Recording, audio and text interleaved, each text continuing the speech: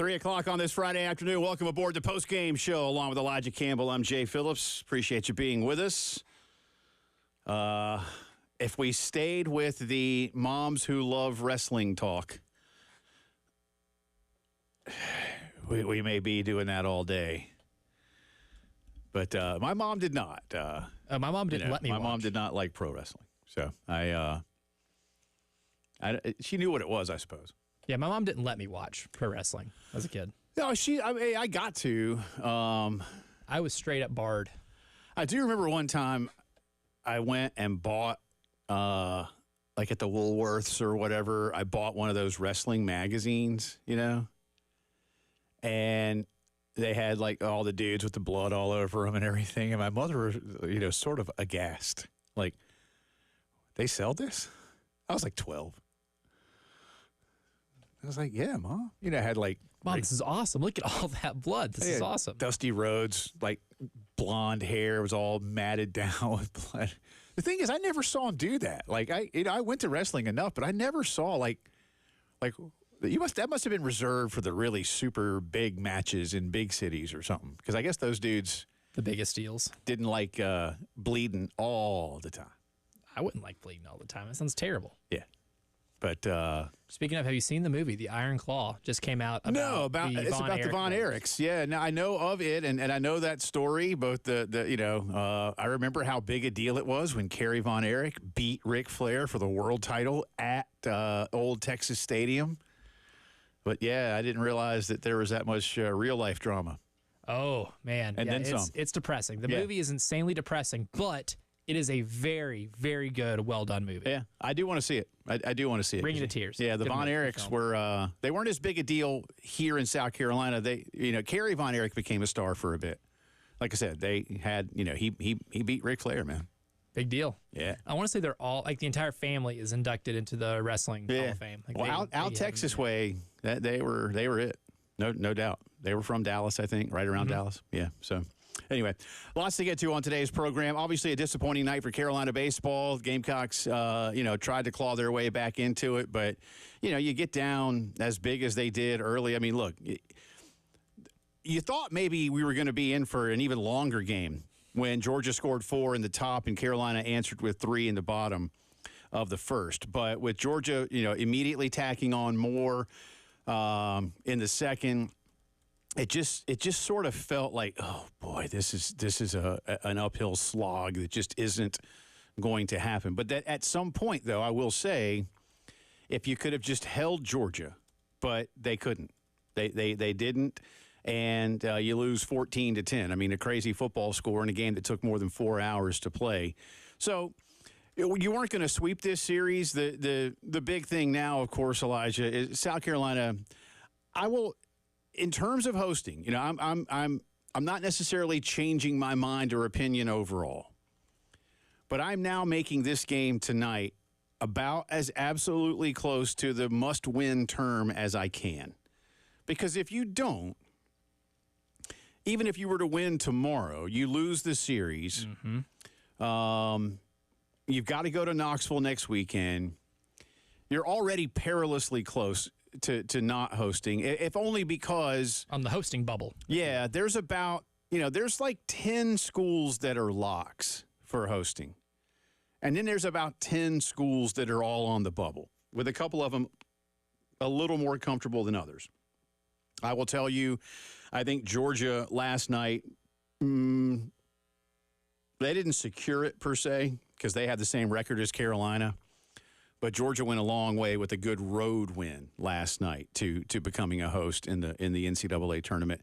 Carolina still can. It's in their hands. But you need to win this series. But the only way to win this series is to win tonight, so you've got to do that. I really do believe that. It's about as close as I think you can get to calling it must win. There are other opportunities, and you could have a hell of a weekend, in Knoxville next week and make a difference. But you can't count on that, so you just got to get it done. John Whittle will join us in just a little bit, and we've got some sound from Coach Kingston. Elijah was there in postgame last night, so we'll get on to that. In addition to what's happening here in Columbia, which is a big series for both ball clubs. Again, there are 7 series this weekend. 6 of them have mega importance for every team playing, with some having more importance than others. The seventh series is Missouri versus Auburn, 2 last-place teams, so that one's just sort of an afterthought. But other than that, every other series, as we touched on a little bit yesterday and will again today, has meaning for every team playing. There is not one team that can feel secure in their current state. Now, look, I think Kentucky, A&M, and Arkansas and Tennessee have already done enough, but A&M lost a series last weekend.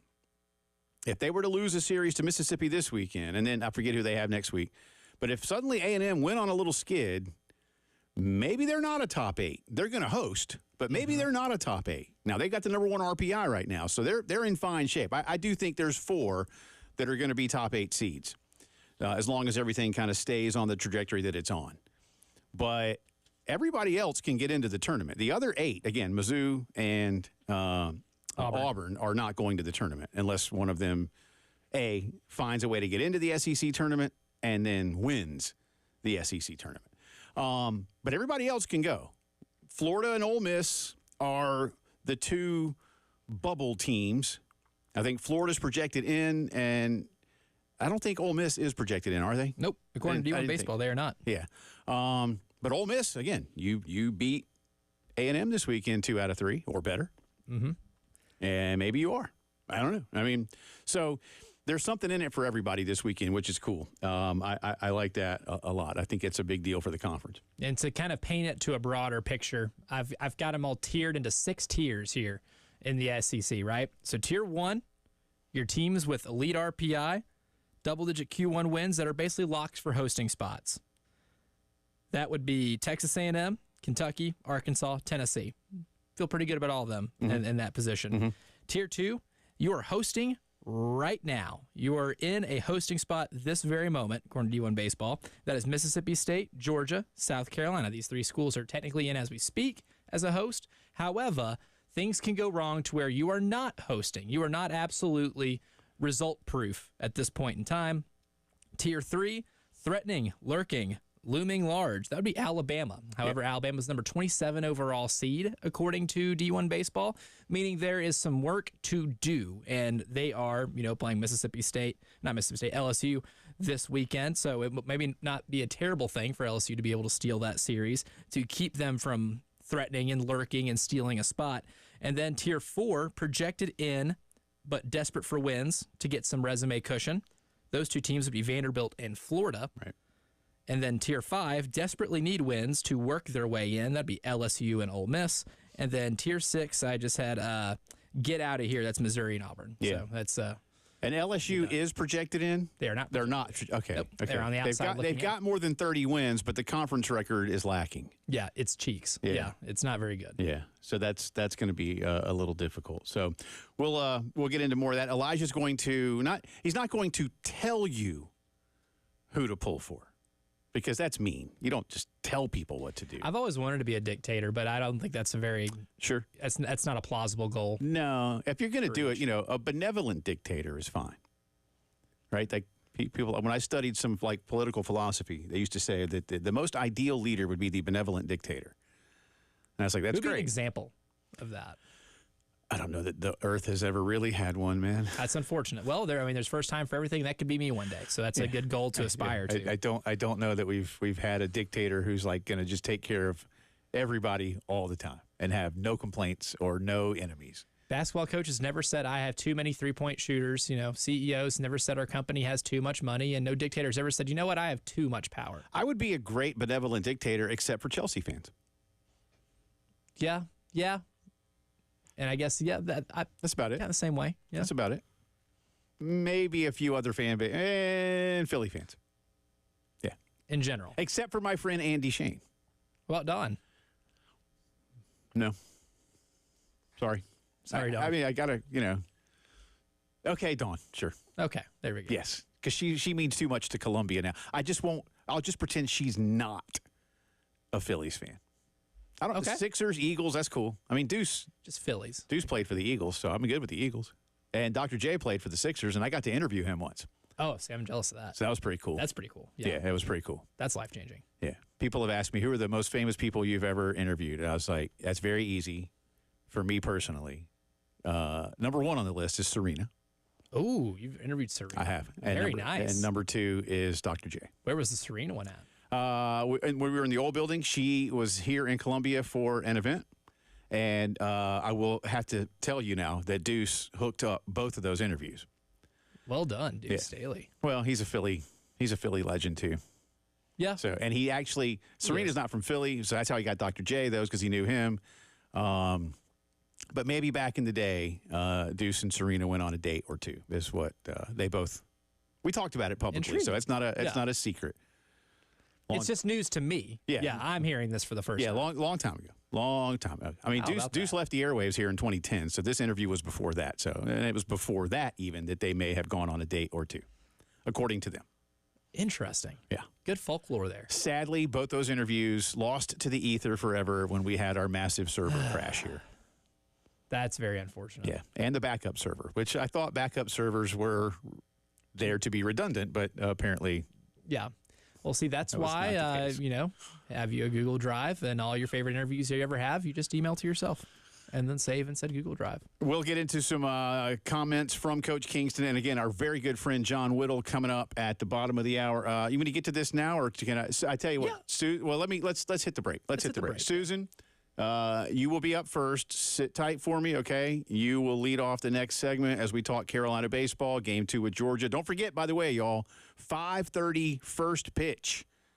You heard me right. Weird start time tonight. Yeah, and it's not an altered schedule. It's been that way for a while. I think there's an SEC Network doubleheader or something like that. So, Gamecocks, Bulldogs, 5:30 first pitch, 5:15 airtime here on the Gamecock Radio Network. All right, phone calls, comments from Coach John Whittle, all coming up as the postgame show continues.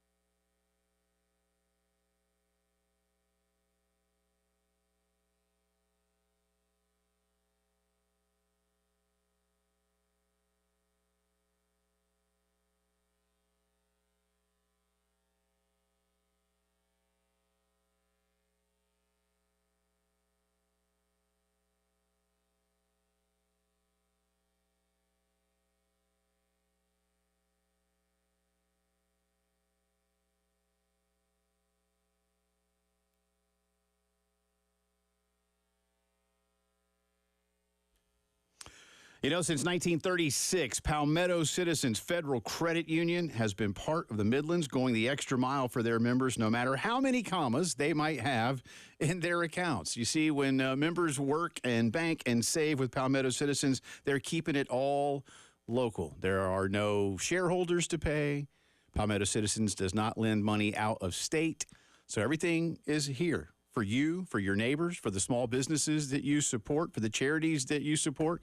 They're doing all that for you. And listen, it's all the same things you get at the big banks, right? Checking, savings, credit cards, car loans, student loans, mortgages, equity lines. Get that dream vacation loan, whatever it is that you and your family need, Palmetto Citizens is ready to make it happen for you. My wife and I are customers. We love them. We use the Millwood branch. You can use any of their 14 convenient locations to learn more, or you can go to palmettocitizens.org. Palmetto Citizens Federal Credit Union. Achieve your potential.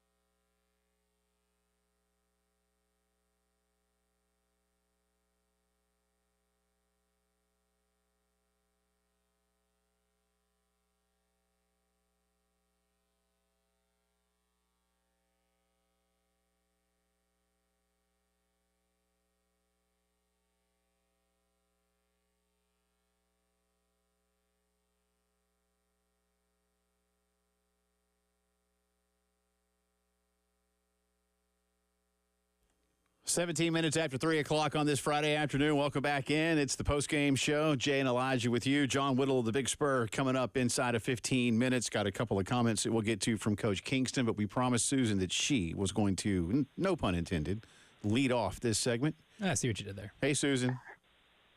I love it. Thank you.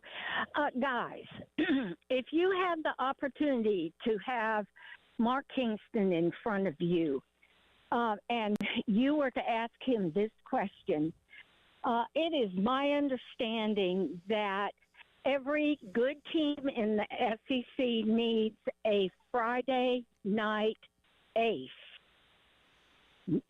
Why do we not have one? Yeah. They're bringing somebody out of the dadgum bullpen? Are you kidding me? Yeah. And our former Friday night ace isn't worth shooting anymore. I don't. Okay, the big question is, are our pitchers talented enough to be in the SEC? And I'm at Lowe's, so I need to listen on my phone. Okay. We'll answer that for you while you're holding on. Are they good enough to be in the SEC? Yeah. Are they? But listen, you are who you are now, and you have not settled in. Eli Jones has had enough to be that guy, and he is. I know what Susan means by, of course, the Friday night guy is the guy that leads off a series. Now, in this case tonight, both pitchers are the typical game one starters of a weekend series, but both their coaches decided to keep them on their regular rest. So the two guys that typically go on Friday are going on Friday. It's simply game two. But, Susan, there's no doubt. There's no question. And we're going to touch on this with John. And we have asked Mark about these pitching woes. He and Matt are doing all they can. They're going to have to go in and get better pitching. And that's, boy, if you could snap your fingers and do that, what a world we would live in. I don't have an answer for you, Susan, as to why they have had this much trouble with getting a starting rotation to solidify and then be productive. But the fact of the matter is they have. And then we asked Mark about, let's just take Ty Good. We asked Mark about moving Ty, who had been a starter most of his career before he came into the Southeastern Conference, if they wanted to do that. And in the one game that he did start, he had a bad outing. And they just felt that maybe what he had become was better for them out of the pen. And by the way, the statistics over the course of the season would tell you that their usage of Ty Good out of the bullpen has been the best thing for the team. Because he's, if I'm not mistaken, let me see if I can pull up the stats real fast. I think Ty Good, at least in conference play, has the lowest team ERA, right? Mm-hmm. He's been the most reliable pitcher in conference play. Yeah, in conference play, y'all, at least for dudes that have had a lot of appearances, Ty at 3.24. Now, Jake McCoy has a 2.25, but he's only thrown 4 innings. Super small sample size. Ty Good has a 3.24 in 33 1/3.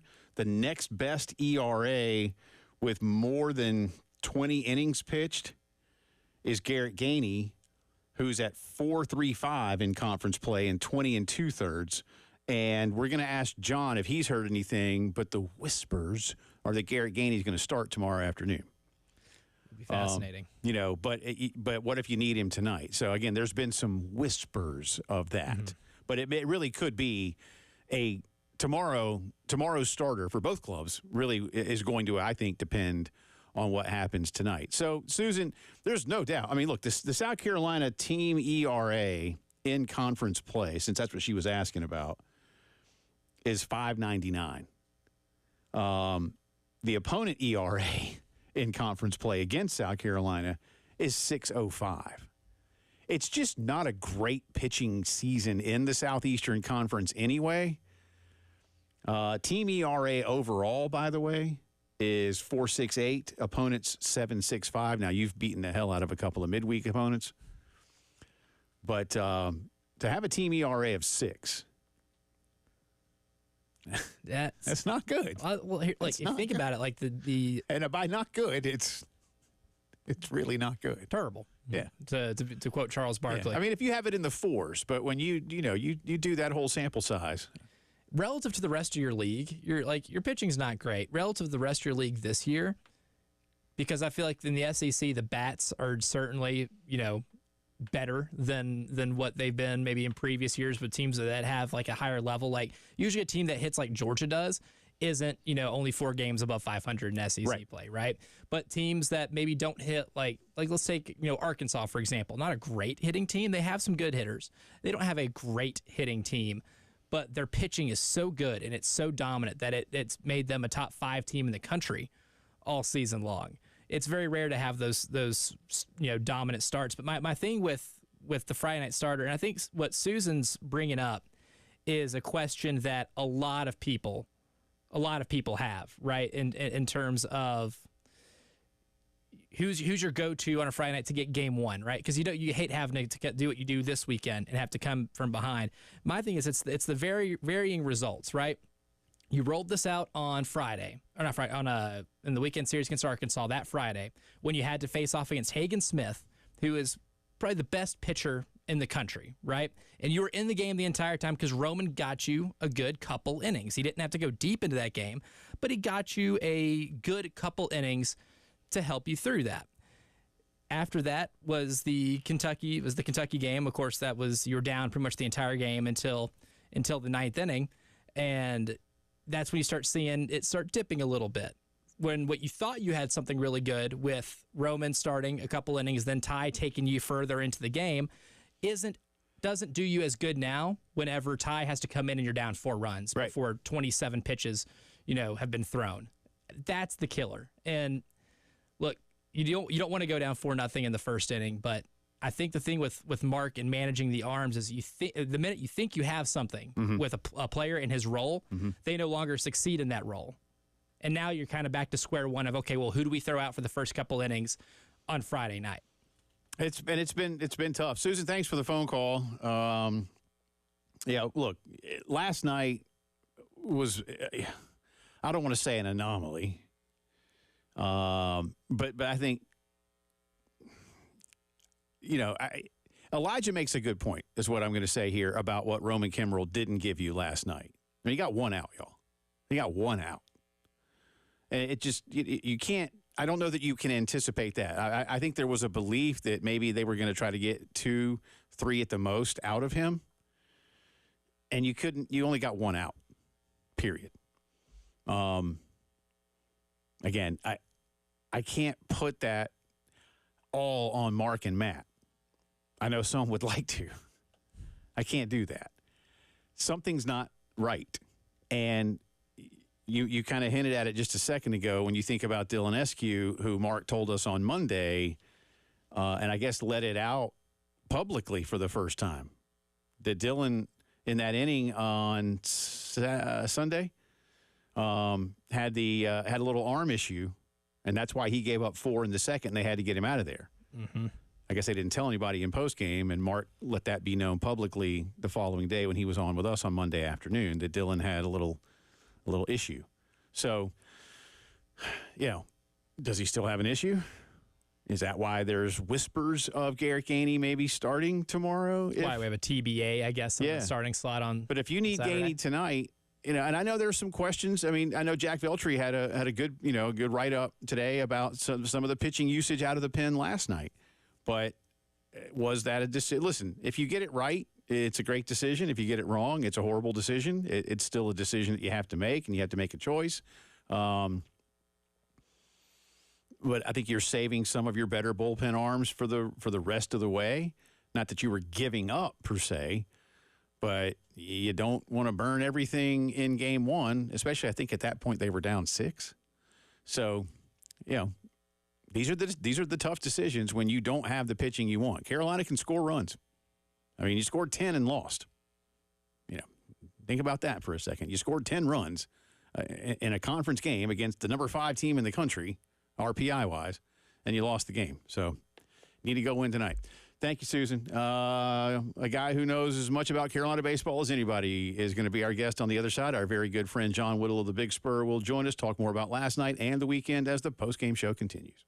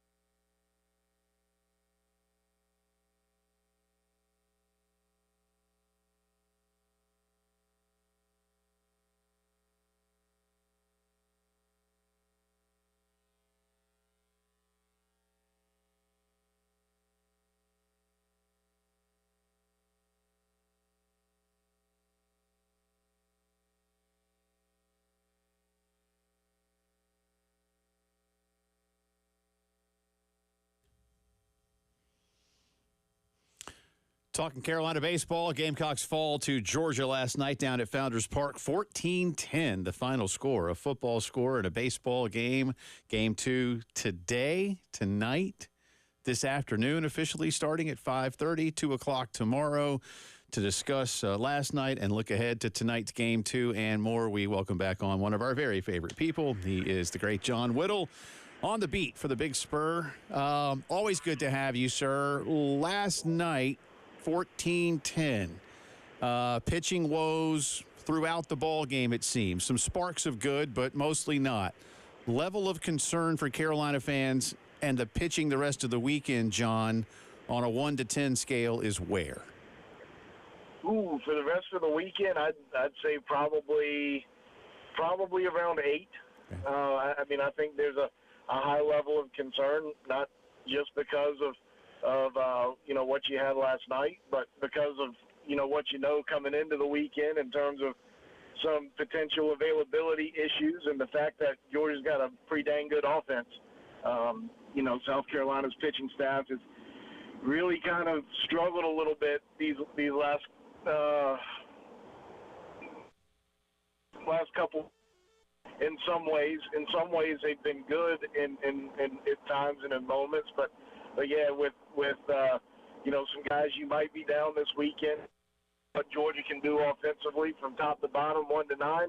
I think the concern is at a pretty high level right now.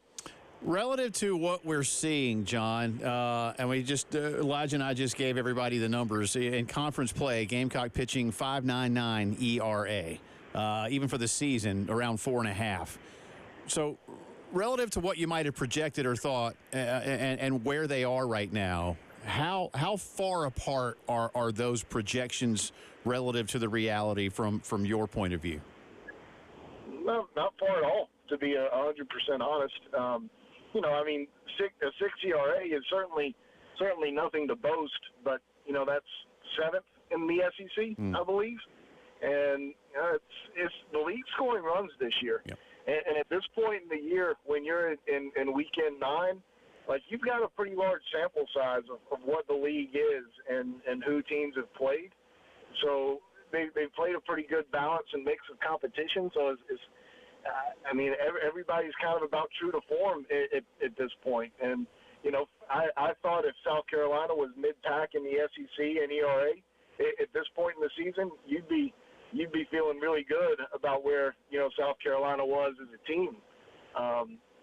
There were obvious shortcomings with this year's pitching staff coming into the year. There were some reasons for hope and some reasons for optimism and some ways that this pitching staff could be good. But, I thought coming into the year was probably a mid-pack of the SEC kind of staff if things went pretty well.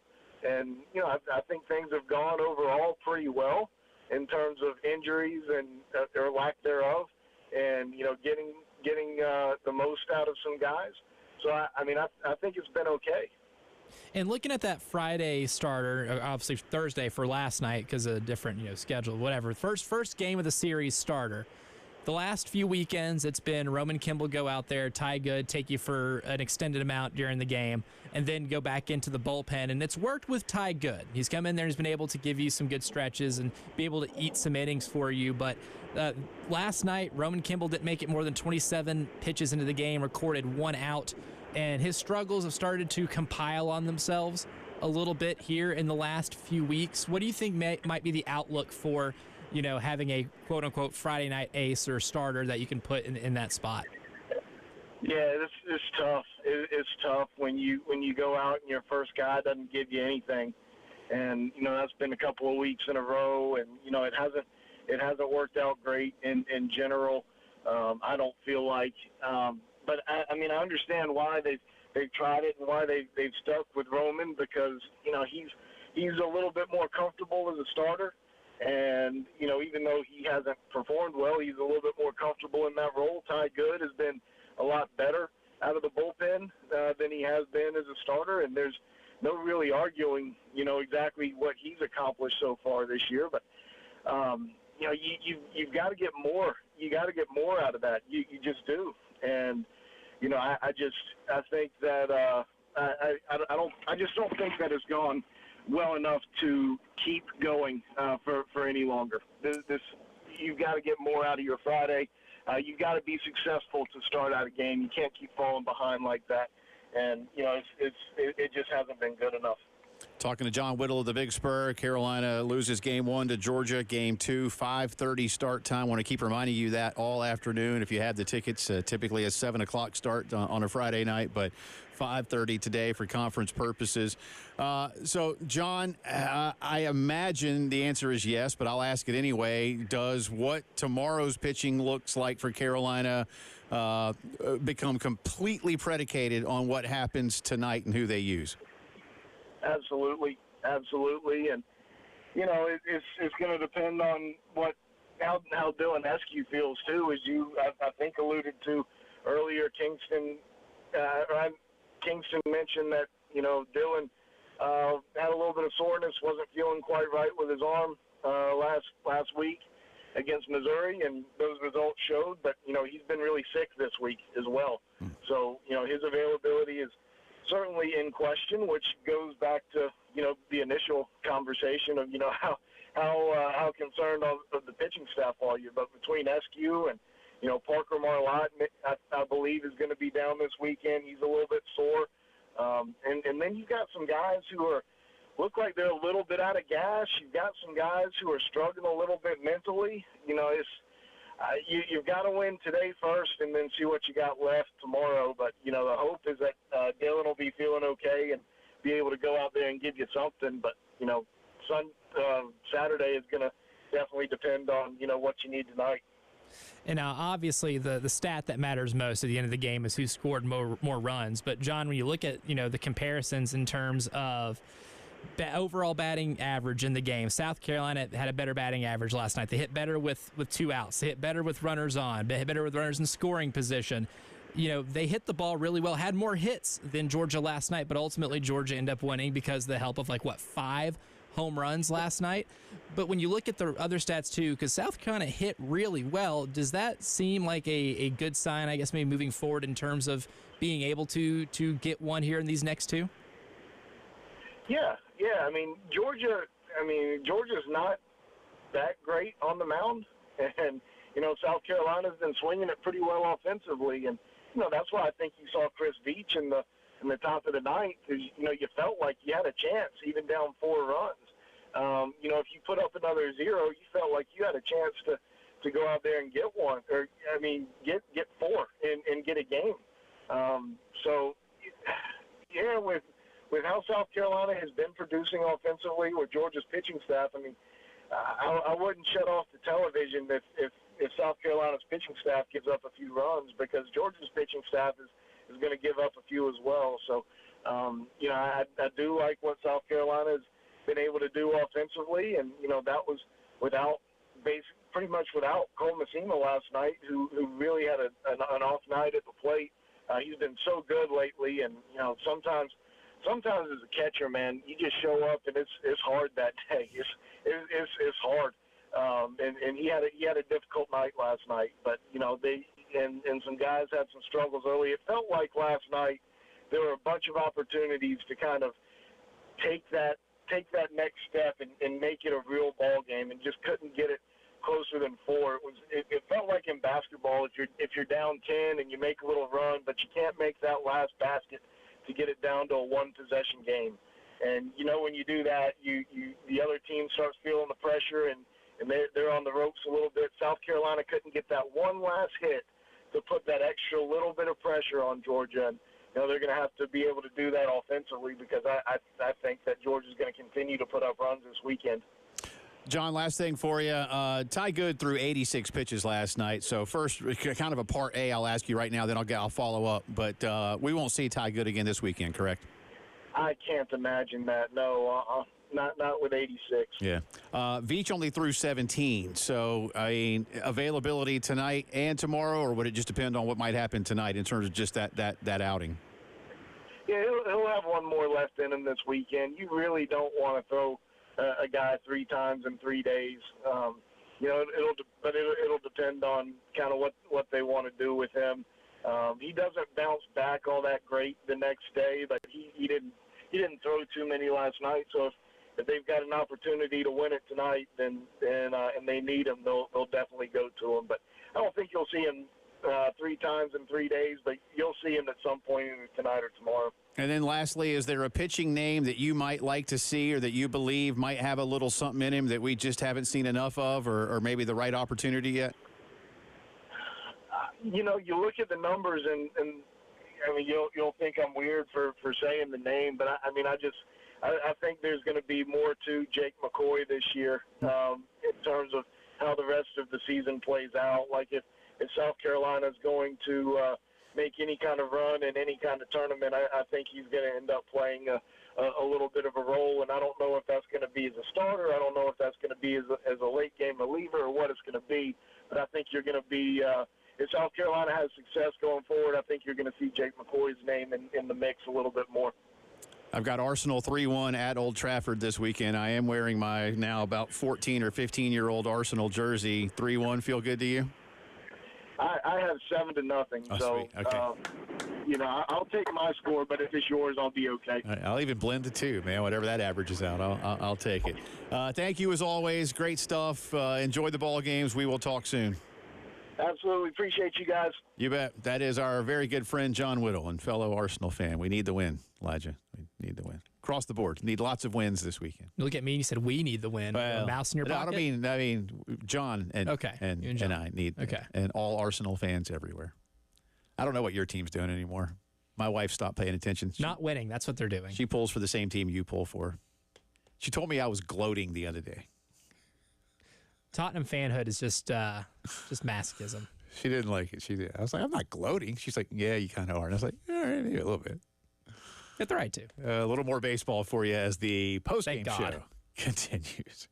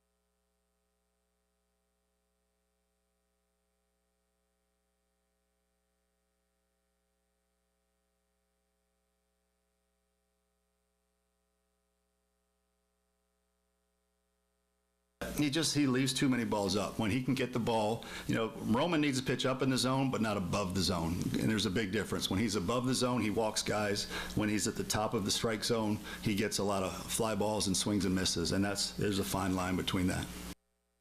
Mark Kingston on what was troubling Roman Kimball last night. Again, only lasted a third of an inning as Georgia scored 4 on him in the top of the first. Carolina answered with 3. Like I said, at that point, you felt like, okay, you could exhale a little bit, and then Georgia put 3 more on the board in the top of the second and never really had to look back at that point in time. And, again, Carolina did make it a little bit closer late, but only a little bit, 14-10, the final score. Yeah, our friend David hit me up on Twitter last night after I tweeted about Georgia's 4-run first inning, and he's like, should we start panicking? And I was like, well, if you don't score any runs here in the first 3 innings, I would, because watching Georgia's pitching right now, it doesn't look very good because, dude, poor Jarvis Evans.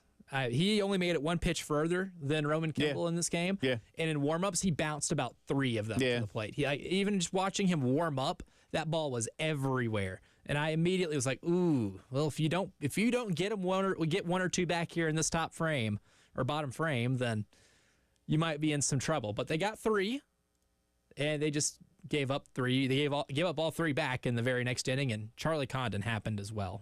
Yeah, very early in that game. I'll tell you what, before we talk about what Ty Good did from Mark's perspective anyway, give me cut 16, Mark, on the great Charlie Condon at Georgia. Well, he's the best hitter in the country right now, and he's seeing the ball really well. He sees the ball really well. He seems to be on a lot of different pitches. He was 2 for 4 tonight, so he was a little bit above what he normally does. He usually hits 470, so you can't walk him every time. He's a really good hitter, and we'll continue to pick our spots with him. I don't envy at whatever level, the manager, the coach that has to decide when to pitch to someone and when not to. And I'm glad, and I'd already heard that cut, but Mark made mention, you can't walk him every time. Because I know there are some who may suggest that. Not just, I don't mean Carolina fans either. I mean, those are like, hey, giving him the Bonds treatment. Yeah, just do what they did to Bonds. And you didn't walk Bonds every time, but there were plenty of times when major league managers just said, to heck with this, man. I'm not going to give him something to swing at. I'm just not. I'd rather put him on and take my chances with the next guy. And does that add fuel to the next guy? Perhaps. But when the next guy isn't as good as you, you do feel maybe not more confident in the same sense of the word, but that you've just got a better opportunity to get an out. This is baseball. And like we talked about it yesterday, y'all, if you didn't hear what Mark had to say about Charlie Condon, Charlie Condon's OPS, that's on-base percentage plus slugging, is better than 1,700. If you were to cut it in half to where it was a little above 800, close to 900, that would be great. In college baseball, like the best guys, like Petrie's is around 1,100. Yeah. He's over 1,000. I think that's if you want to be considered a really good hitter in college, he'd be over 1,000. Yeah, in college, at the major league level. But again, so that's why you and I said yesterday, okay, fine, we won't cut Condon's in half. We'll cut it by a third. And it's going to be over what? It'll be where Petrie's is, give or take.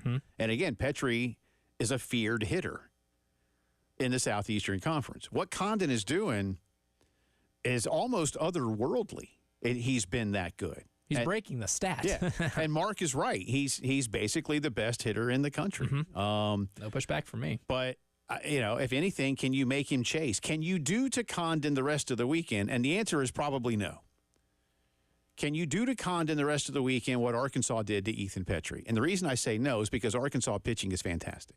Yes. It's the best in the country. And those dudes are just better than you at doing that. And Mark talked to you and me about how they charted Ethan's pitches that were thrown to him against Arkansas. 15% of them were in the strike zone. He swung it so much out of the zone.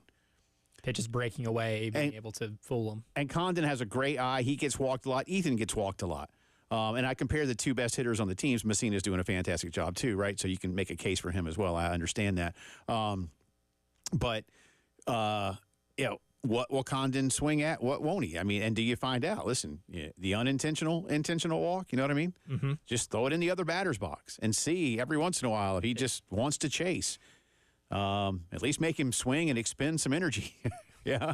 Something. Or stand up there instead of just to hold up the 4. So, or figure out a way for it to keep it in the park. I think with him, that's kind of the biggest thing, too, because the two balls he made more than just barely contact on, he barreled and sent one to the wall on the fly, and the other one he sent into the parking lot. Right. So if you can at least keep them in the park, you're going to feel better about it. Well, if you want a chance to get some souvenirs, because the chances are pretty good, callers 4, 5, and 6 right now. 4, 5, and 6. 803-404-6100.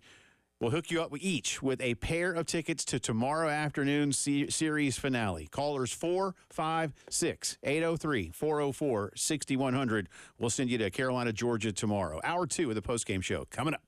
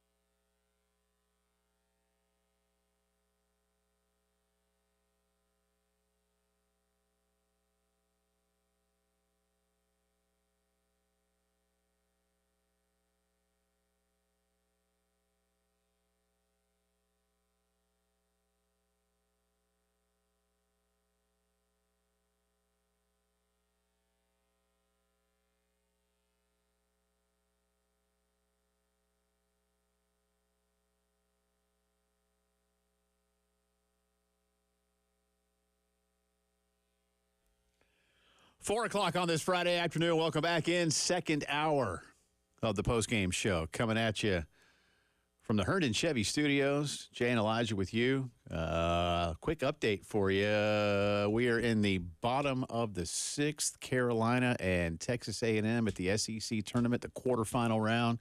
Gamecocks are up 2-1. A&M has a runner on base. Did I say top of the sixth? What did I say? It's the bottom of the sixth. Yes. A&M is hitting in the bottom of the sixth. One runner on, nobody out. They play 7. Unless you're like that Bama LSU game the other night. They played 14. And then you play many innings. Yeah. Double.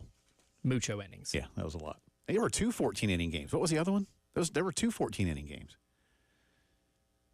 I'll look it up. Did Missouri play one? Because it went pretty late into the night. Yeah. Well, and then there was weather. Like basically yesterday got all screwed up because of 2 14-inning games and rain and thunderstorms. Dogs and cats living together. Mass hysteria.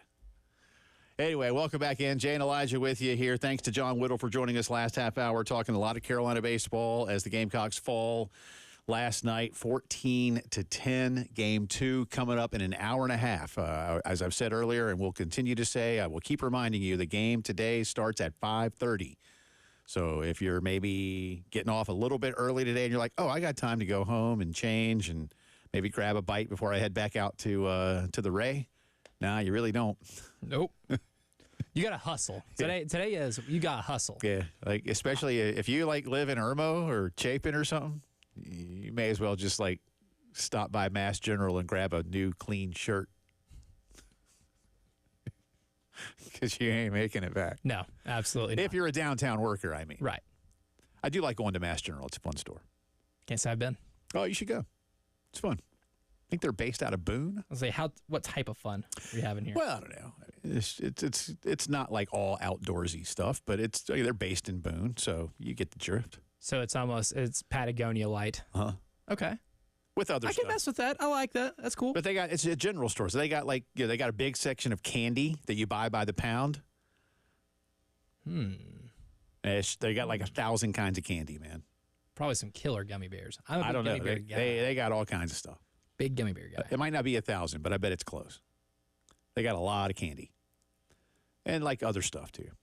Shoes, hats. Anyway. Candy, most importantly. Let me give you one more cut here. Ty Good did, I think, throw a pretty good game last night. I say pretty good game considering what Carolina was up against. But he did also give up 4 runs last night. But he got 12 guys out. Here's Coach Kingston. Where's the cut? Cut 14, please, Elijah. Mark Kingston on Ty Good's performance. Yeah, Ty pitched well, but 86 pitches in 4 innings, that's kind of, we've got to be creative with our guys because the old days of guys throwing 7 or 8 innings on 100 pitches, that's not anywhere anymore. Their guy threw 105 pitches. The second guy that came in 5 innings. Baseball culture now is you've got to be creative. And so we'll continue to look for the best ways to use our pitchers. And I thought Ty did a good job. So we're just going to have to continue to be creative and then maybe find unconventional ways to piece our pitching together. And that's what you're going to see the rest of the way. John Whittle joined us just a few minutes ago, and we asked him, look, Ty's not going to pitch again this weekend. And I knew the answer to that question was yes, but if John had, is there an opportunity for an inning tomorrow? Is or it in something? the realm of possibility? And I just, and look, no. And by the way, Mark's right. Colton Smith was the second pitcher for Georgia. Again, both starters last night went a third of an inning. Colton Smith threw 103 pitches in 5 1/3. Ty Good threw 86 pitches in 4 innings complete. So, I say 4. Ty got into the 5th before he was taken out, and Georgia scored a few more runs in that inning too. What does that creativity look like? I have no idea. Honest to God, I have no idea what that looks like tonight. I mean, and the funny thing is, Elijah and I were kind of half joking yesterday. I set an over-under of weekend runs combined at 49.5. Oh, I told you shot that way low. I guess so. The funny thing is, originally, I in my head, I was like, I don't know, 59.5. And I was like, that's just too much. And you basically got halfway there last night. I didn't see that coming. No, I mean, I'm hammering the over. I was thinking like eight for effort, like but 8 to 7 games is why I kind of finally settled in on 49.5. And again, I'm no bookmaker. I'm not looking at the stats and crunching the numbers and going, here's the over/under betting total. This is, fun show purposes. This is the J. Phillips Sportsbook, in which you don't win anything, you don't lose anything. You're here for the fun of the game. I mean, again, I don't gamble because, as I've said many, many, many times, I like my money where it is. But we'll see. But let me get back to it for you tonight. The pitching matchup, if I can find it. Here we go. Eli Jones, 3-3 with a 4.53, 55 2/3, 18 walks to 46 strikeouts. Georgia will send Leighton Finley to the hill, sophomore right-hander, 4-1, also a 4.53. He's pitched 53 2/3, 19 walks, 54 strikeouts. So very similar numbers for these two kids for the most part tonight. A couple of differences here or there. Best versus best. Yeah, and these are, if you're wondering, we had a caller earlier asking us, like, why isn't there a so-called ace, that game one Friday night, typical Friday night starter? Again, both coaches have decided to have their number ones go on Friday this weekend. They both pitched last Friday in game ones. And I think they feel like this is a better opportunity. So we'll see. Leighton Finley coming off an 11 strikeout game against Vanderbilt. Yeah, and Carolina strikes out. Yeah, a lot. Yeah. They struck out a lot last night. He throws some walks. Patience, I'm sure Monty will be stressing every little bit of patience that these guys can muster. And I'm certain that Leighton will be looking to make him swing out of the zone. And I said this too. This is as close to must win as I'm going to put Carolina baseball in until it becomes truly must win for something. But you need to win this series, and you can't do that if you lose tonight. There's a fact. That's fact. That's math. We're gonna get into something else real quick, but we are going to talk more baseball in just a few. Just to remind you again, Carolina baseball is at 5:30, 5:15 airtime, so we will only have our headlines segment at the top of the 5, and then we're out of here. So we're going to do the drive around extended edition coming up in just a bit. I do want to get to one other story though, because I mentioned this on our Twitter rundown too. Yesterday, the Atlantic Coast Conference looked to basically. They filed a brief to dismiss the case against Clemson, or Clemson's case against them. The ACC moved this on the ground that the South Carolina court doesn't have jurisdiction to determine whether a North Carolina court has jurisdiction. And their motion basically says the North Carolina court has already been making rulings, actually what they called significant legal decisions concerning the law over these agreements. The motion says, quote, Clemson's lawsuit in South Carolina appears designed to avoid these decisions where possible and at a minimum to avoid those decisions when not in its favor. The ACC says Clemson does not have a claim because the revenue that Clemson gets from the ACC is based on laws in North Carolina, and that Clemson has agreed to how those revenues are distributed because they have signed the grant of rights agreement with the Atlantic Coast Conference. I spoke to somebody close to this case this week, and I'm not an attorney. This person is. And I said, I've been saying on the air that the number one thing here is they signed it. Is it that simple? And, of course, it's not that simple all the time, but is the gist of it that simple? Yes. Florida State and Clemson signed a deal. So they know what's up. They just don't like it anymore, which I appreciate. I get it. Times changed, and you got left behind. But you got what you asked for. And the ACC, it's funny, in this conversation, I'm told, and I haven't, I'm told Clemson keeps using the term, and I guess FSU does as well, the term exit penalty. And it's not an exit penalty. as all the schools of the ACC have agreed to, it's an exit fee. Now, you can play with words all you want. And I was told that I guess there was a conversation at some point in time, like what do you call what a coach owes the school if the coach leaves for another job? And it's called a buyout. Right. Not an exit penalty. The word penalty insinuates some really, really harsh retribution for something that you did wrong. Yeah. And that's not what it is. Everybody agreed that if somebody's going to leave, based on what happened with Maryland, that there would be a fee to leave, and that the fee is 3 times the operating expenses of the conference. That's how they come up with $140 million. Everybody signed off on that. Everybody signed off on that. Sorry, you did something stupid. So I still don't understand, and I just, why won't Clemson and Florida State work harder within the framework of the conference to rework these deals? Get some other schools on board with you. Get those other big revenue schools on board with you. North Carolina, NC State, UVA, Virginia Tech, Pitt, Louisville. Get them on board. I'm sure they like more money, too. Yeah. No one says I have enough money. Yeah. Ever. I mean, I get it. Syracuse, Boston College, a little more hamstrung, but Pitt's a big school with a lot of money. Louisville's a big school with a lot of money. Miami's not a big school with a lot of money, but they got a good brand. But North Carolina, NC State, Virginia Tech, money. They got it, man. Work with them. But crying and moaning and complaining about it on a national stage is what gets more headlines and what wins you a little bit of favor in the court of public opinion, which is what they really seem more concerned about winning it. I agree. I think they're trying to placate their fan bases to say, we're trying hard to get out of here. And again, where are you going to go? I keep coming back around to that. I know I've said it a bunch, but where are you going to go? It's almost like you've seen The Dark Knight, right? Yeah. Oh, yeah.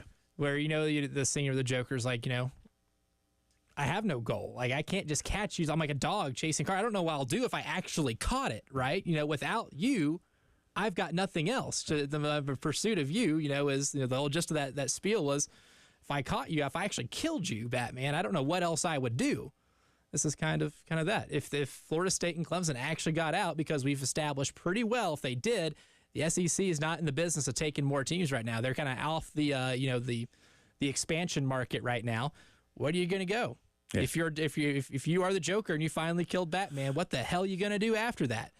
The ACC is their Batman right now. And I still don't think the SEC is as interested in those two schools as those two schools' fan bases or some others believe they are. And that's based on... And that rejection would come very hard. That would be a really tough rejection. We're telling you right now, the girl's going to say no. Right. Don't do it. Right. Don't ask. Yeah. But I've asked. I have asked. But I'm not the school. You're not the school. No, you're asked on behalf of the school. So you're trying to do them a favor. Say, hey, look, dude, I talked to Cheryl. All right. She says it's a no-go, brother. Not interested. So if you ask and you get heartbroken, it's now on you. I tried to warn the ball's in your court. Now punt it out of the gym. We're going to tell you about what's going on across the conference baseball landscape this weekend, and Elijah Campbell won't tell you who to pull for if you're a Gamecock fan. I will strongly suggest. But it's heavy suggestion on who you need to be pulling for, in addition, of course, to the Gamecocks. You're listening to the Postgame Show.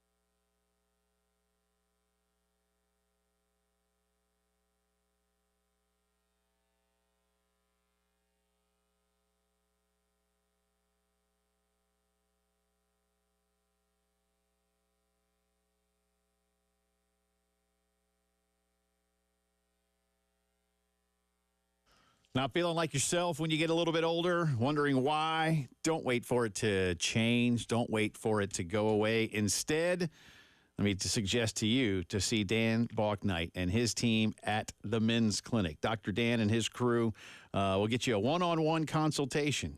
You'll get to the root of the issues. They'll talk about what you do every day. Why don't you feel the way you'd like to feel? What's been going on in life? You know, there's a lot of factors that go into this. No one-size-fits-all treatment at the men's clinic. You know, too often guys just, when they feel off, they think they can tough it out. You know, they don't want to talk about it. Don't be that guy. Get to feeling better after you see Dr. Dan Balknight and his team. Experts in healthcare for men dedicated to making you feel like yourself again. Sign up for a free consultation. Call them up, 803-875-MENS. Learn more at themensclinicsc.com.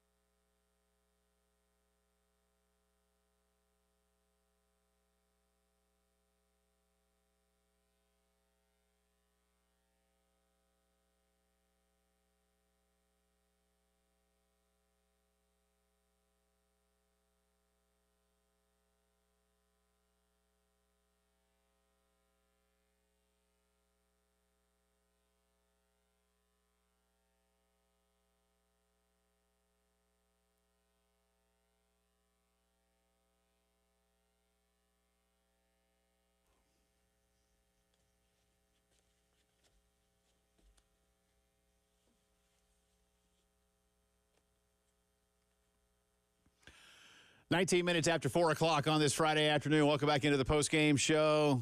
Jay and Elijah with you. Carolina baseball coming your way at 5:30 this afternoon. 5:15 is the airtime. 5:30 first pitch. Carolina and Georgia game 2.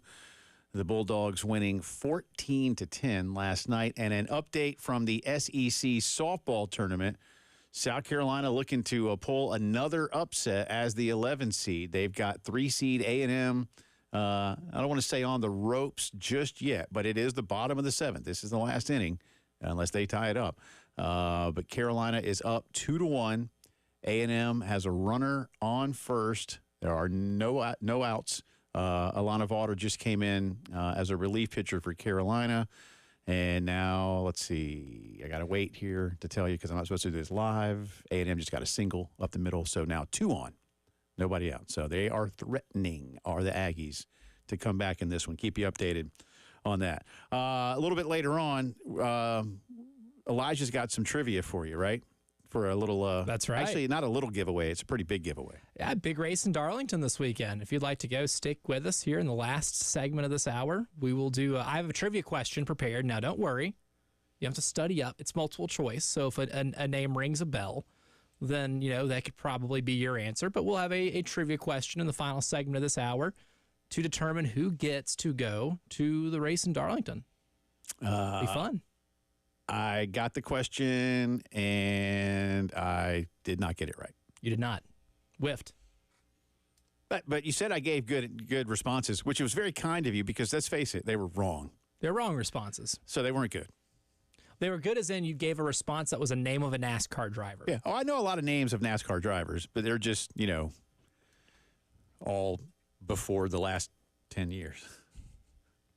Honestly, I've been out of keeping up with NASCAR for so long. My NASCAR knowledge is basically stemming from NASCAR Thunder 2003. Oh. Fun video game. Very fun video game. I'm a big fan of driving with Kurt Busch in the 97 Sharpie car. Wow. That was a fun one. Wow. Huge fan of that. It's you. I forget which one I had on the old Sega Saturn. Oh, God. A Sega Saturn. Yeah. That's a fossil now. Yeah, it was a long time ago. Yeah, I was going to say. That's probably fossilized somewhere. My favorite track to race on, though, I do remember this, was Pocono. Interesting. Yeah. Any reason why? It's just a fun track. The way it's shaped. Pocono is just a different track than some of the others. Okay. I was a big Bristol guy myself. Helped that I lived somewhat near the area at the time. Yeah. As a child. But I hear you. Bristol, I don't like the short tracks. Oh, I love it. No, I like the long track. I definitely would cut corners. In the games, you could do that.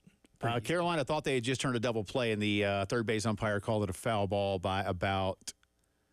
It was close, but by about it was a foul ball. So they did not turn a double play, which would not have ended the game, but would have made it a whole lot easier. All right, so Carolina, Georgia lost last night. Gamecocks need to win tonight, but they need maybe some help as well. Just help always. It's always nice to have a little help. The Beatles wrote about that, getting some help from your friends. Yeah. So Elijah has done some digging. Here's the series that all matter this weekend. I don't know what order you have them in, but I'm just going to give the ones that matter. Because, again, the one that doesn't, I'll just tell you too. I'll be kind. Is Auburn and Missouri. Those are two last-place teams. They ain't going anywhere. Yeah. But all these other series have implications for both teams playing. It's just different levels. Kentucky at Florida. Tennessee at Vanderbilt. LSU at Alabama. Mississippi State at Arkansas. Texas A&M at Ole Miss. I'll turn it over to Mr. Campbell, who's going to tell you pretty much who to pull for if you're a Gamecock baseball fan. Now, I ranked them, and I've put them into two categories, SEC and non-SEC.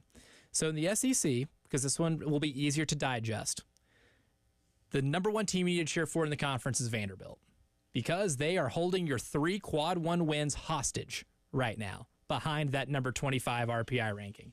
If they win the series against Tennessee, I can all but promise you that they are going to get in the top 25 of the RPI, and who knows, maybe they leapfrog into the top 20. And if that happens, that's awesome for you because you swept them. That amplifies your biggest sweep of the season, and that turns that sweep into one of the crown jewels of your resume.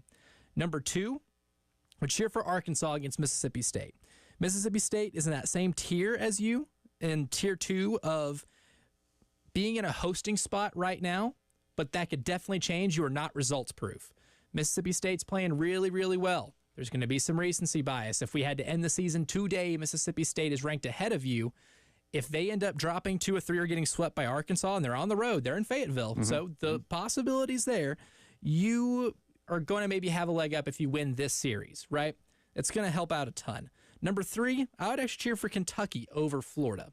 I did say yesterday that maybe Florida would, if they win that series, it helps amplify your best road series win. But if Kentucky were to win that strengthens Kentucky, and that might be your best overall series win in terms of the RPI. So them continuing to stay strong only makes that 2 out of 3 from a couple weekends ago look even better. And then LSU over Alabama. LSU winning keeps Bama at bay because Bama is the only team in Tier 3, which is the threatening, lurking, looming large tier, of not being in the hosting spot yet, but they're on the outside looking in. They're 27th according to D1 Baseball, so they're about 10 spots outside of hosting, but you don't want them to be flirting and getting closer to it. The more you keep them at bay, the better. Now in the non-conference, here's the bad news. Because the number one team out of the SEC you have to cheer for, if you want South Carolina's resume to be safer and to host a region, Clemson. Uh-oh. Yeah. They're playing Wake Forest. Yeah. Wake Forest is on your heels. They're a 2 seed, and brother, they're not a 2 seed by much. Yeah. If they win 2 of 3, or heaven forbid they sweep Clemson in Winston-Salem this weekend, it don't matter if you take 2 of 3 from Georgia or not. I agree. That makes you very leapfroggable because that's one of the best series wins or sweeps anybody will have in the country this season. Yep. You're going to have to hold your nose and hope Clemson takes care of business on the road. I hate to break it to you, and I hate to be the bearer of bad news here. And I know David Dare probably just heard this and drove off the road because he would never. But you do not want Wake Forest stealing your regional spot. Because here's the thing, you're close enough too that if they steal your regional spot, there's a good chance you end up being 17 if you don't take care of business in Hoover, and then you have to play in Winston-Salem. I don't want any part of Wake Forest in my regional in the first place. Right. I sure as hell don't want any part of Wake Forest in Winston-Salem. So, Clemson number 1. Number 2, I have Utah. Utah is playing against Arizona at home. Utah's got a 30-16 record. They're 70 in the RPI. It's a quad 2 series for Arizona, who's one of the few teams behind you in terms of D1 Baseball's rankings. Arizona's threatening for a regional hosting. If they lose 2 of 3 quad 2 games this weekend, that's going to keep Arizona at bay a little bit and take maybe a little bit of pressure off you because the Pac-12 isn't what the Pac-12 normally is in baseball, which is sad because it's the last year as we put this sweet, sweet prince to rest. But Utah is a team that also good enough to be able to beat Arizona 2 of 3 at home and to be able to keep them at bay. Some of this is all plausibility. Number 3, Georgia Tech, because Duke is currently, I believe they're actually they're in one of the hosting spots right now ahead of you. 1 or 2 spots, not very far ahead of you. If they do lose 2 of 3 to Georgia Tech, it's a quad 1 series win. So really, it's not that they would lose quad 1 games, it's that it keeps them from winning quad 1 games. They're also very comparable in terms of resume, overall amount of wins, because right now, Duke's sitting at 22 in RPI, but they do have 10 quad 1 wins, which is 10 is more than 9. Yeah. 10's more than 9, which is what you have. And you're going to be compared with teams like Duke. You'd really like for your boys in Atlanta to be able to do you a solid, take care of business there. Number 4, you want Oregon State to be able to win this weekend. Not Oregon State, just kidding. UCLA. Here's the thing. Oregon State is competing for one of those spots too. UCLA is 16-30 this year. That's weird. It's not your, not your yesteryear's UCLA team. Trevor Bauer, Garrett Cole, not walking through that door anytime soon. And they're 198 in RPI. This is a quad 4 series with a team that is number 17 in D1 Baseball's rankings. Or not rankings, in their, seeding. Yeah, seeding. So in theory, you lose 2 of 3 against Georgia. They win 2 of 3, regardless of how bad UCLA is. They're leapfrogging you. That makes you super leapfroggable, even though that's not much of a win. However, if UCLA takes 2 of 3 from them, because UCLA, not good this year, but always tricky, historically tricky, maybe with 2 quad 4 losses, that creates a little bit of separation between you and the Beavers. And lastly, you're going to want Baylor, who's 21-26, to give Oklahoma a scare. Baylor's 125 in the RPI. This is a quad 4 series for Oklahoma. Oklahoma is one of those teams that's also competing for one of the last regional hosting spots. So you want help, but again, need to go win. Yeah, we'll get you a little bit more on Carolina baseball, look ahead to tonight, and continue the drive around the SEC as the postgame show continues.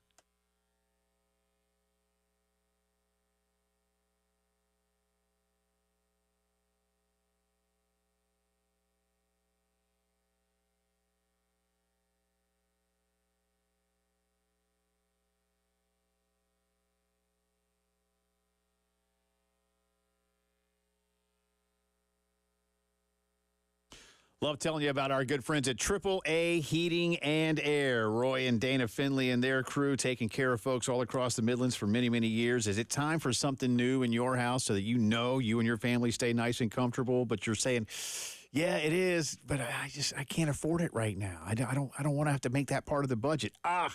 Don't worry about it. Here's why.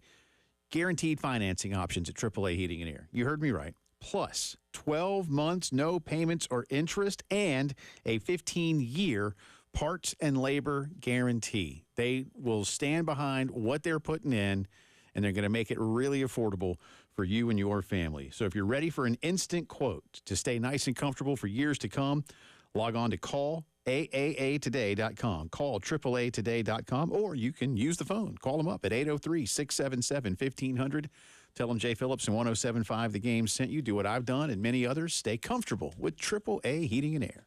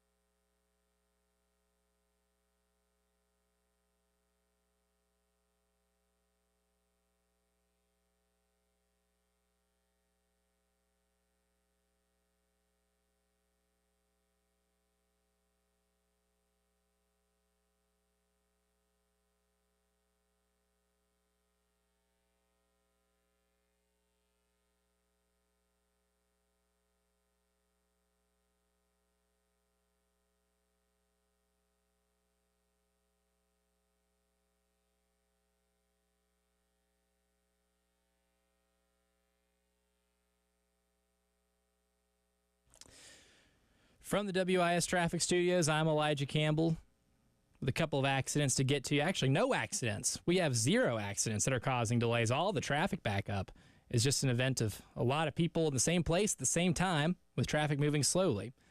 Specifically over near Harbison on I-26 eastbound between Harbison Boulevard exit 103 and I-20 near exit 107B. We also have some long-term road construction that's causing things to move pretty slowly at certain places like I-20 between I-26 near exit 64 and Broad River Road near exit 65. But other than that, we are accidentless for the time being. Knock on wood.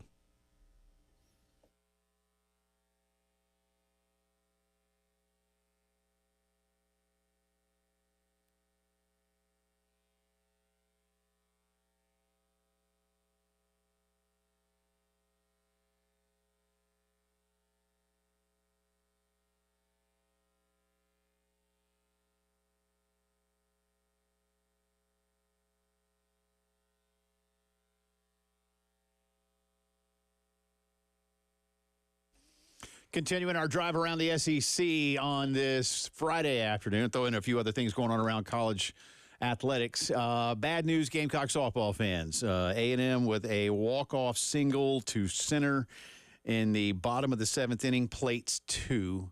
And A&M advances to the SEC tournament semifinal with a 3-2 victory. A&M will take on Florida in the semifinal. The other pits Missouri against LSU. So Coach Bev Smith's team did all they could to hang on.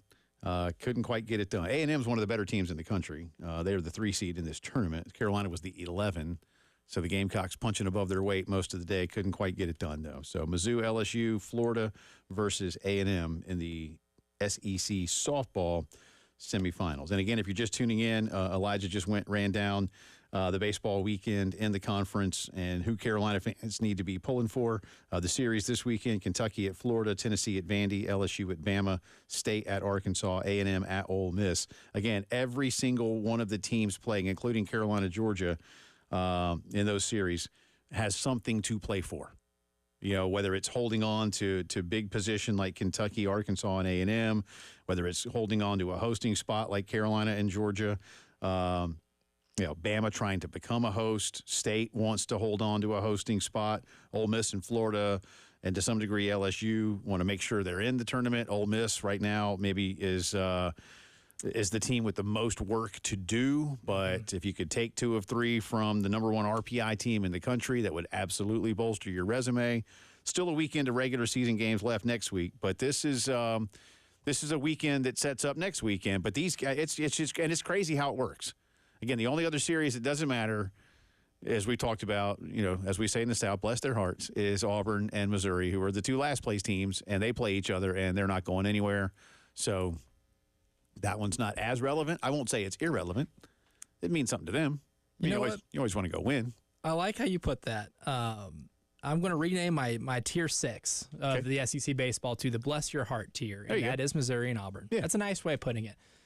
Well, I'm a good, and it's Mother's Day weekend, and their mamas are out there pulling for them, grandma. I hope they're not listening to the show because we've dumped on them all season long. Wait, moms and grandmas, or Auburn and Missouri? Auburn and Missouri, which I guess by default is dumping on them, because I think I'd probably take that personal too. Yeah. Talked about how bad your kids have been all season long. You probably should take it a little personally. I mean, what are you going to do? Well, I know you can do. You can win some games. And they're not doing that. So, I mean, facts are facts. We're doing what we can. One other note, Carolina, we've talked more Carolina basketball recruiting this season than we have in a long time, which is fun. Jameer Jones is going to be, speaking of Mother's Day, making his announcement this weekend. Depending on where you look, he's either a 4 or a 5-star. On3 has him as the 18th best player in the class of 2025. He's a 6'6" who plays at Big Wing. Oak Ridge down in Florida. He has Providence, Kansas, Houston, LSU, and Ohio State on his list, in addition to the Gamecocks. And I was just looking at it. And again, I think this thing is cool, whatever it is. I've never seen it. But the On3 recruiting prediction machine, I've asked Chris and Wes about this. They've never actually apparently seen the recruiting prediction machine, but is it like the grant of rights that's behind a vault? I don't know where it is. You can't take pictures of it. Or is it can't replicate it or bring it with you? Like the Wizard of Oz thing, pay no attention to the man behind the curtain. And it's just some dude just standing there. Picking his nose. Yeah. While picking teams. But the recruiting prediction machine, as of today, has young Jameer Jones choosing Providence, but at only 49%. 15.2% for UCF. Yeah. UCF. Look at UCF out of nowhere. Well, he's from Florida, and I guess the Gators and Knowles aren't recruiting him, or he doesn't want to go there. I guess maybe he relates to Johnny Dawkins. South Carolina in 3rd at 13%, and LSU in 4th at 10.9%. So I guess Kansas and Ohio State are already out of the running. I don't know how the recruiting prediction machine works, though. I like the 15.2%. Now, I am looking at his 24/7 page, and according to 24/7, just so we can get all types of perspectives here, they have, the teams that have offered him scholarships. Right. And then there's interest. Okay. The only school where there is warm under interest is South Carolina. Huh. Oh. On3 has him as a 4-star, 24/7 as a 4-star, ESPN a 5-star, Rivals a 4-star. How about that? Again, depending on where you look. Still pretty good. We talked about big wings and needing big wings to win games, also to fill up your belly because it's a really good meal. Yeah. Jameer Jones is a big wing. I mean, small forward, 6'6". Quite frankly, 6'6", not being able to 210, watch, man, not and being that's able a to high watch school him play. kid. Yeah, but I mean, you like the size right there, and kid's a top 5 player in the state of Florida, which normally every year produces really good talent organically and through a couple of those high school basketball juggernauts that exist only to produce basketball players like IMG Academy or others. There are plenty of schools, DME, other academies down there that exist for sports. So when you see like the list of the best players coming out of the state of Florida, sometimes it's not necessarily the most organic, but he top 5 players in the state. Well, I think at this point, South Carolina has begun to position itself much better than ever. That you're in this kind of conversation, I think, is a real step forward for what Lamont's doing. Let's put it that way. Oh, yeah. And historically speaking, South Carolina has not been the biggest recruiter in basketball. I mean, Gigi's the highest ranked recruit they ever had, and number 2 is Cam. And Cam Scott is a 4-star. This is according to 24/7. Their database goes back pretty far. I've been doing this for a long time, but Cam's a 4-star, and he's the number 52 player in the country in his class right now. So if they were to land Jameer Jones, he would become the second highest rated recruit in the history of South Carolina basketball. How far back did they go? They go back to like the early 2000s. Okay, I'm just curious. They go back to a class of 2000. Let's see, because they got Lakeem Jackson. Yeah. I can't remember what year that was. Lakeem played for Darren Horn, so maybe 15 years ago. Class of 2009. Yeah. It goes back to that. We have a class of 2004 on here, Dwayne Day at number 11. Okay. So they go back to the early 2000s. Yeah, I'm just curious. I mean, in terms of when they're ranking, and I don't. This isn't a pushback. I assure you. I'm curious what BJ Mackey would have been ranked like when he was coming out of Irmo. Yeah, this is after. This is post. Right. And BJ Howell, because BJ was a McDonald's All-American. Ro Howell, who went to LR, was a McDonald's All-American. I'm just curious. Yeah. In modern basketball recruiting technology history, here we go. That's probably a more accurate way of putting it. That's fair. In 24/7's database, which I would say goes back to about 2003, 2004. Yeah. One other note real quick, away from the SEC, but with college sports, and speaking of basketball and recruiting, the NCAA this week approved a waiver that will allow men's and women's basketball programs to have unlimited official recruiting visits. Official visits are when you get to pay for the recruit, and typically at least 1 or 2 people to accompany them, family members usually. The Athletic first reported this earlier in the week. It will cover a 2-year period. And the NCAA Division I Council next month will consider legislation that would lift the limit permanently. They changed the rules basically, and this was from what I understand, this was put out there. So with transfer rules being what they are and everything, it was just too much to say you can only have. And I don't know how many they could usually. I mean, I know, was it like 5 or something? I knew it was a specific number because then they'd try to get people over on unofficial visits, and there were workarounds around it. And the unofficials are like, hey, if you're coming through, stop on by and we'll say hey. If you just so happen to be taking a vacation to Lincoln, Nebraska, I mean, Fred Hoiberg's here. Why not? Come say hi. That's the drive around the SEC, brought to you by Herndon Chevy. Save $20,000 on brand new Silverado Chevy. Together, let's ride. All right, set this up. People need to call in here. We're going to take you like just one after the other for a multiple choice question. Yes, absolutely. So I'll go ahead and we'll go ahead and play the sounder because this is official. Let's do it.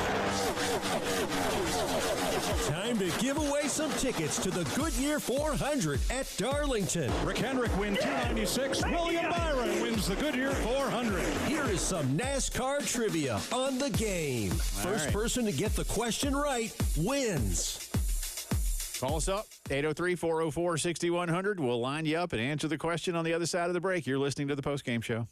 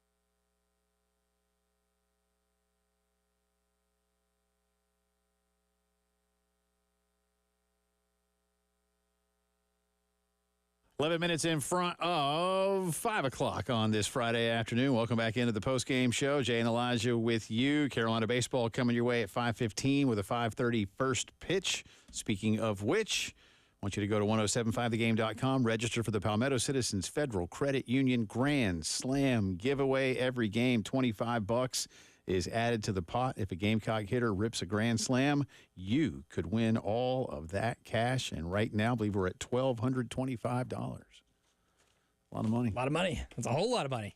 Buy a lot of Waffle House of that. Go to 1075thegame.com and register. All right, am I turning things over to you? Yeah, I'll be the question master here. So we'll go ahead and we will enter my pal Rick. Rick was the first caller to get in line here for our trivia contest, and the winner gets tickets to the Darlington race. And Rick, I'll go ahead and lay out the question for you now. It's a multiple choice question, so it should help you a little bit narrow it down. And the question is, who holds the record for fastest race lap in the history of Darlington Speedway? Is it A, Jeff Gordon, B, Carl Edwards, C, Denny Hamlin, or D, Charles Scarborough? Who you got, Rick? I am going with Denny Hamlin. Denny Hamlin would be the correct answer. Well done. Even a round of applause for Rick. Wow. All right, man. Sorry for David and Greg there. Way to go, man. 1 for 1. Look at Oh, that. that was good. Yeah, I guessed Richard Petty, then Kyle Petty, and then Cale Yarborough, and I was wrong. And I figured Cale grew up right near there, so maybe he'd be the one, R.I.P. Yeah. But no, Denny Hamlin. So way to go, Rick. You're heading over to Darlington. Good stuff. Unreal. Thank you. Yeah, this will be a good one. And, if you see Tyler, see if you can shake him out of his, excitement coma, because Tyler's a gearhead. Our own Tyler Head, Tyler Gearhead this weekend. But he's Tyler Gearhead. He's in heaven over there, man. So I'm surprised you didn't. No one took Charles Scarborough, which that name doesn't sound familiar, it's because Charles Scarborough is actually an English mathematician and physician who recently died back in February. So rest in peace. But February of 1694. Look at you going way back. Yeah. Yeah. Yeah, rest in peace. Did we get Rick's info? Because we did. Okay, good. Because Rick just... I zapped him, yeah. Oh, okay. Oh, you did that. Oh, okay. I did. I went and zapped him, yeah. So he can go and take his victory lap, NASCAR term. See what you did? Yeah, exactly. I already have his information. All right. So I had everybody's information, just in case, Well, I know they had a good time over there this morning. They always do. Yeah. They have a lot of fun. Yeah. So Sunday afternoon at Darlington for Mother's Day. Last year, our own Jen Jensen, the great Jen Jensen, with Goodyear sponsoring this, they took the blimp. Well, one of the blimps. They got 4 or 5 of them. Took the blimp to Darlington. Jen got to ride. Oh my God! No in way. the Goodyear blimp. I will immediately text her and be like, "How was that? Has your life?" Oh, changed? she said it was phenomenal. I want to do that so badly. Oh my God! The only time I've done something like that, That's a bucket list thing. Yeah, that'd be amazing. So, not a blimp, but years ago when I was doing a morning show on the oldies station, which is now Kiss FM here, 103.1. We changed formats and things back. But anyway, Red Baron, the frozen pizza people. Oh, nice. Yes. They've got the little mascot guys, the World War I flying type guy. A Red Baron. Yeah. They have biplanes that they have completely restored. Right. And they were like, "Would you guys be interested in?" And they were they were part of the sponsorship thing. And my co-host was like, "Not at all." I was like, "Yes, please." And I even said, "Can I have his spot?" Because they had a bunch of people that were going to do it. They were taking off from down at Owens Field that way. We flew up over Fairfield County and that beautiful countryside up that way towards Winsboro. It was great, man. I had you don't realize how pretty it is actually and how much it rolls as Richland County turns to Fairfield County. Really nice little countryside out there. We flew all over the place. We were doing loop-de-loops. We were doing barrel rolls. Man, it was amazing. And I did. I was like, can Can I have his? It was Tim Miller, who did weather for a while at WIS TV, and he's now over in Augusta. Tim and I had a lot of fun through the years doing our morning show, but Tim did not want to go on the plane, and I did. I asked the people. I was like, "Can I have his spot?" And they're like, "No, we have a waiting list." And I was like, "Dang it," because he didn't want to go. I don't know if I would want to go. It was amazing. I'm terrified of heights. It was amazing. It really was, man. To fly in one of those open air like that, it was spectacular. I've never forgotten it, and I would love to do it again. Probably a lifetime adrenaline rush right there. Yeah. But then the blimp would be like just nice and slow, but still kind of fun. And safer, I feel like. Yeah, I guess so. Headlines of the day coming up, and then it's time for Carolina baseball. You're listening to the Postgame Show.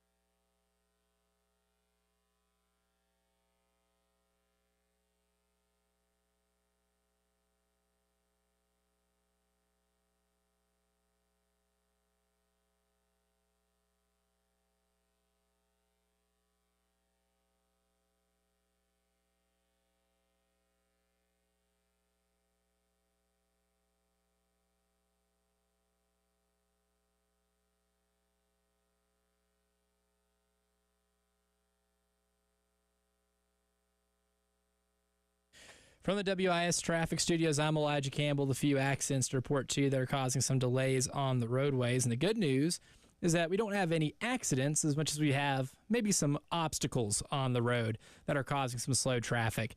We do have a report of slow-moving traffic over in Harbison. That's on I-26 eastbound between Harbison Boulevard, exit 103, and exit 107B. So traffic just naturally moving slow through there, not accident-fueled.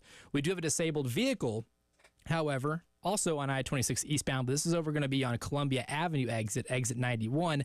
That disabled vehicle is causing traffic to move pretty slowly behind it. But other than that, no actual traffic accidents to report as of now.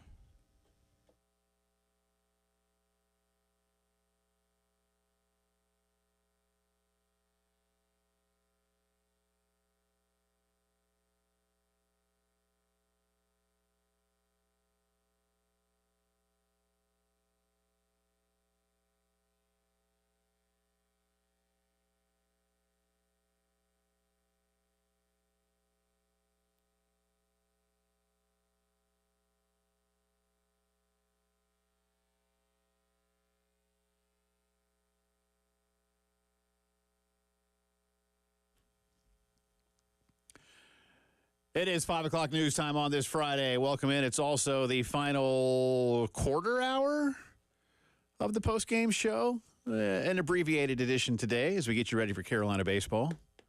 I'm Ron Burgundy. I was waiting for you to do that for me. This is the last quarter hour of the show. That's just what I'm trying to describe it as. He's Elijah Campbell. I'm Jay Phillips. Appreciate you being with us. Yeah, Gamecocks and Bulldogs Question mark? Play a little bit earlier than normal today, 5:30. Last night, South Carolina fell to the Bulldogs by a count of 14-10. Both starting pitchers lasted a third of an inning. Georgia scored 4 in the top of the first. Carolina answered with 3 in the bottom half, but Georgia got 3 more in the top of the second and then went on to the win, again, 14-10. Last night, Charlie Condon of Georgia hit his 34th home run. It is the most home runs in a single season in the new era of college baseball. They call it the BB core. That means the bat ball coefficient restitution. You mathematicians know all about that, but that's when they changed the bats to not be super light. You know, they used to have like the 34-inch bats that could weigh like 24 ounces. Eastons. You know, and then turning that Easton Black Beauty back in the day, but they were turning them into, deadly weapons. So now there's a coefficient, if your bat is, X number of inches long, then it has to have a certain weight behind it. Regardless, Condon hit number 34 last night. Last season, Florida's Jack Caglione had set the record with 33, and that was in the whole season. Yeah. Charlie Condon's got games, plural, left to go. 2 this weekend. Another 3. He's hit a home run. I believe he's hit a home run in, is it 8 consecutive games? And if he hits one tonight, that will break the record. The record is, he's tied it. He has hit a home run in 8 consecutive games. The record is Caglione and Nevada's Tyler Bassetti. Condon already has the most home runs in Georgia history, but he's flirting with 40. In a college baseball season. Yeah, that's pretty cool. Pete Incaviglia back again. And if any of you, I do remember Pete Incaviglia. Pete actually played the Gamecocks with Oklahoma State in the World Series in '85. Pete never spent a day in the minor leagues when he was drafted. He went straight to the Texas Rangers. He holds the all-time record with 48. Pete Incaviglia, again, for those of you who remember him, know what I'm saying here, but Pete, Elijah, you may not, but Pete was basically built like a center, and I don't mean a basketball center. Pete Incaviglia was a biggin, but he could mash a baseball. He was a big boy. My dad's told me about Pete Incaviglia. Never played, him, Bob Horner, a few guys, never played minor league baseball. They were so good. I mean, I can't, if say, well, like Ken Griffey Jr., Bryce Harper, those guys that were like 19 when they made the bigs, they just didn't even go to college, obviously. But I think Pete Incaviglia is the last guy to go straight to the major leagues from college. There may be somebody else, but this year, Wyatt Langford. Yeah, that's right. Wyatt Langford did not play a game in the minors this year. Wow. All right, so there you go. He was on the opening day roster. There you go. And did he play at all last year after the draft in the minors? He might have done like low. Actually, that's true. He might have done like low. I think Pete went straight to the Rangers. If I'm not mistaken. Like drafted, going straight, and then playing. That's crazy. See, okay, yeah, that makes sense. Langford's close then. We'll put him in the close. Tonight, the pitching matchup is as follows for the Gamecocks. Eli Jones, junior righty, 3-3, 4.53 ERA, 55 2/3, 46 strikeouts to 18 walks. Georgia sends Leighton Finley to the hill, sophomore righty, 4-1, also a 4.53, 53 2/3, 54 strikeouts. 19 walks. Both of these guys have primarily been their team's game one starters in weekend action on Fridays, and they will be pitching on Friday tonight. And again, we're 25 minutes from first pitch. So if you just got out of work and you're like, oh, I got till 7 to get to the game. Psych. Now, unless there's a lightning delay. Yeah, it's a little, I see some gray and some blue as I look towards the ballpark from our window here in downtown Columbia. I'm pretty much, I can guarantee you that I am looking in the direction of the ballpark, and I see some blue and some gray. Jack Veltri did take a picture of the field and of the skies. Yeah. And my first response was, oh, God, please no. Well, last night's game went 4:06. It did. Felt like 8:06. But if it does that tonight, at least you'll be home by 10. See, there we go. So that's better. Huh? That's better. Huh? It's better. That's better than it being, post press conference, got home, and it's like 12:45. Yeah. I may have woken Elijah up this morning. I'm not sure. I was awake. I may or may not have still been in bed. I called you earlier. I had something to go do, so I called Elijah at like 9:45, and then I thought about, wait, man, he didn't get home till like 1. So I was awake, and I was awake for about 30 minutes, but I was doing my morning scroll, and I was like, oh, there's Jay. Okay, that's good. So I was in bed. That's good. That's good. The rest of the SEC weekend action, and it's a big weekend in baseball. Kentucky at Florida, Tennessee at Vanderbilt, LSU at Alabama, Mississippi State at Arkansas, Texas A&M at Mississippi. All of those teams playing have something on the line this weekend. Again, Missouri and Auburn do not. They are also playing as the last place teams, but every other series really is big for the teams that are involved. Speaking of big series and teams that are involved, the Atlanta Braves back at it tonight, and they are taking on the New York Metropolitans in Atlanta, in New York City. Tonight, Charlie Morton on the hill. Charlie is 2-0 with a 3.50. Jose Quintana goes for the Mets 1-3 with a 5.20. Atlanta is in second place in the National League East. I don't like saying that. Well, mostly because you don't like who's in first place. I don't like who's in first place, and I don't like who's in third place, which is the New York Mets. We have a chance to create some separation here this weekend. Who do the Phillies have? I hadn't even looked that up yet. Should I look that up? Probably somebody they're going to beat. They're playing pretty good. I don't even want to look that up. You get sick. Wells Fargo Championship going on up the road in Charlotte. Xander Schauffele is in first at 12 under. He has distanced himself now from the rest of the guys.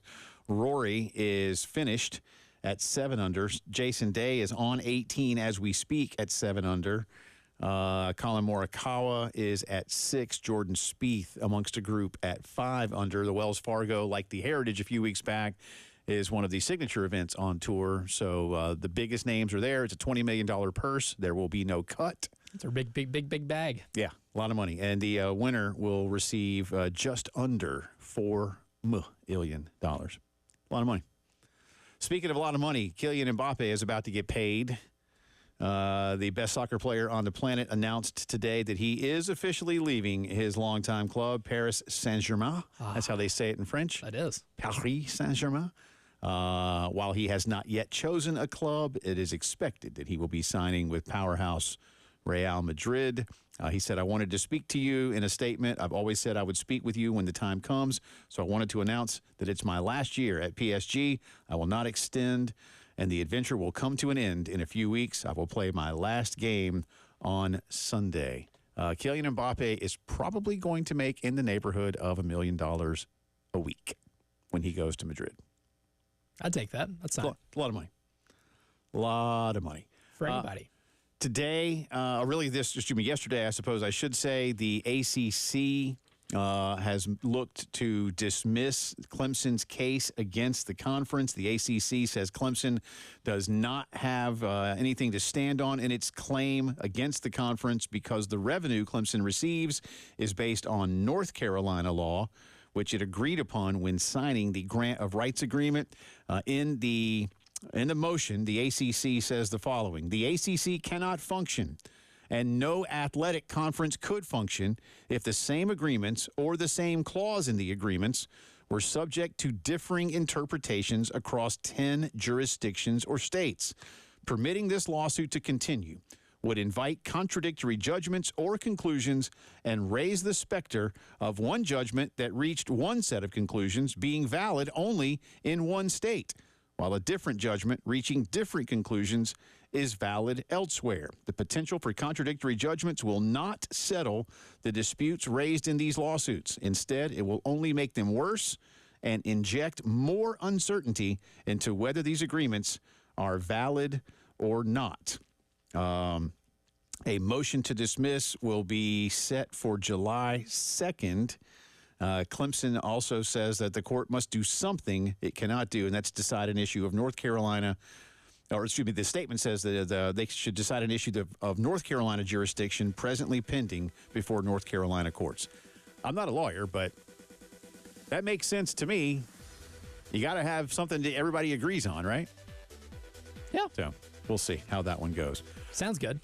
All right, that's it for us. Hey, happy Mother's Day to all you moms out there. Without moms, the world would be a horrible place and it wouldn't function. So moms make the world go round. You all enjoy a big day and make sure you treat your mama real well, or the wife that is your mama. You all have a great weekend. Enjoy the baseball. See you Monday.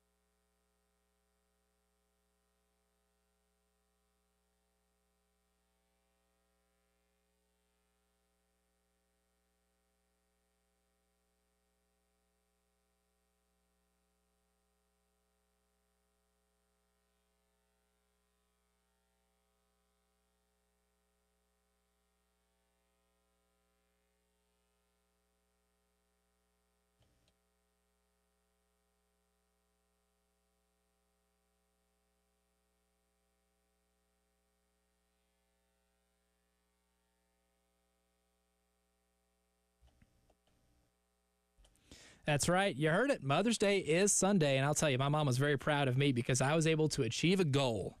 It was a pretty big goal. I wanted to lose at least 15 pounds, and I ended up losing 20, thanks to my friends at Columbia Secret for Weight Loss. Paul Grant and Shaylin over at Columbia Secret for Weight Loss have been fantastic in helping me achieve a really big goal. And with that goal, I also was able to start sleeping better, and most importantly, maintain a healthy lifestyle. It's going to be sustainable for the rest of my life. I'm more cognizant of what I'm putting in my body. I've had really good coaching lessons with Paul, with Shaylin over at Columbia Secret for Weight Loss. They've helped me get right. They can help you get right too. If you want to be able to reach your goal like I was able to reach mine, and to learn the secret of losing up to 1 pound of unhealthy fat per day and start your own success story, call Columbia Secret for Weight Loss at 803-824-4210 or go to ColumbiaSecretForWeightLoss.com. Results may vary.